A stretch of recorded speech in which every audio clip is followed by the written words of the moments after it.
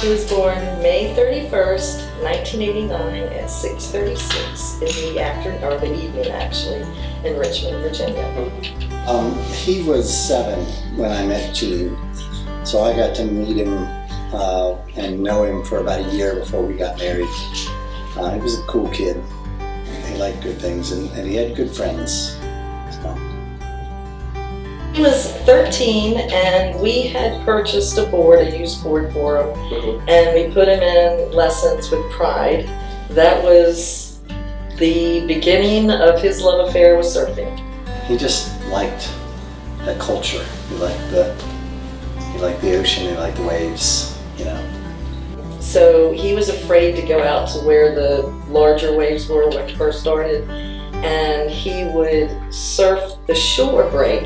The nose got broken like 3 or 4 different times. We had to have it keep repaired each time, and it was like $75 a time. And one of the last times it happened, I kind of chided him. I was like, "Come on, shore break, you gotta go out there and surf the good waves."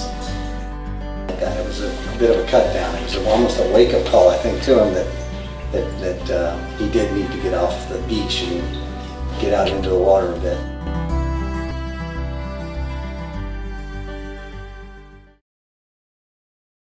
It was a Thursday, and I got a call from Susie Ware, who I had gone to high school with. Susie and her husband David. Their kids, 2 of their kids, Ryan and Michael, were Lee's best friends. And Lee had gone surfing with Michael and another friend, Jimmy. He and his friends were trying to get one more ride in before Irene struck, and they were going to be closing down the beaches. It was at the same time that ECSC was going on. It was the Thursday before the ECSC weekend. So Lee was always the one that got into the water first and came out last, and he did what is called a barrel roll, where he rolled his entire board and his body through the wave when he normally would do a duck dive. And basically what happened is his head was back, and he didn't realize there was a sandbar real close, and it snapped his neck.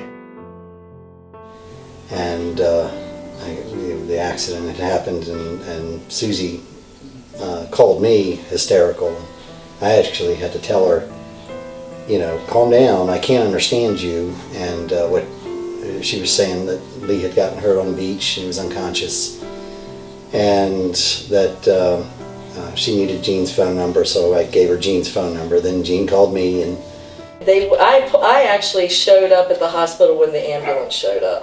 And when I walked in and I told them who I was, they put me in a triage room away from everybody else, and that basically told me, this is not good. But what I can say is he died doing what he loved. Yeah, I can imagine how happy he was, the anticipation of getting ready to go surf, and something he hadn't been able to do very much because he was working and stuff. And so he was really, I could just imagine how much he was looking forward to getting out on the waves with his friends. And you know, we should all be lucky to have that right before we go.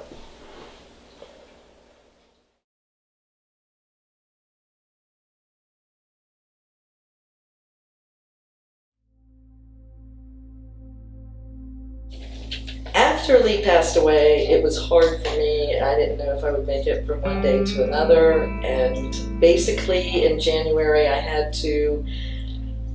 realized I had to do something. Either late January or into February that she had the idea to do something to keep his memory alive. So I decided that we would form a camp in his honor and teach kids how to surf that were underprivileged, from broken homes.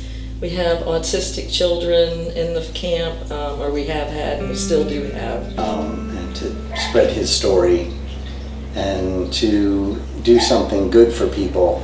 Anything that he had, he wanted his friends or anybody else around him to have. And because he had the ability to do the surfing and us sending him to camp, he would have loved this.